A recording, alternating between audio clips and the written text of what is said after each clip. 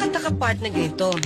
Ilan na ba ang advisor ni Pangulong Marcos maliban sa mga sekretaris niya?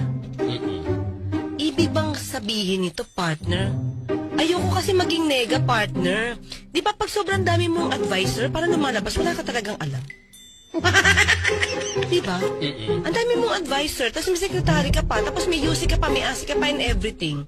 So it's so sad na nangyayari to sa panahon ni PBBM.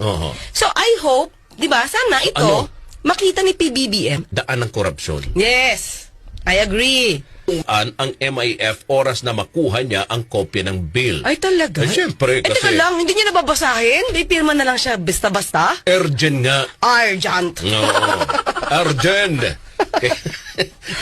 Ganon? Pikit mata? Ewan ko lang, siyempre.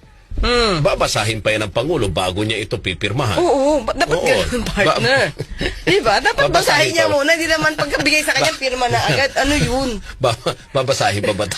Kasi urgent nga. Ay, nako. Partner, di ba? Pag minabasa natin itong mga news na to, bakit pa parang ang nangyayari ngayon, partner? Especially itong sa mga lawmakers natin. Parang sila yung nagiging lawbreaker. Diba? Lawmaker na lawbreaker. Diba? Partner, doon pa lang sa pag-certify na urgent ito, hindi na ito naaayon sa Constitution.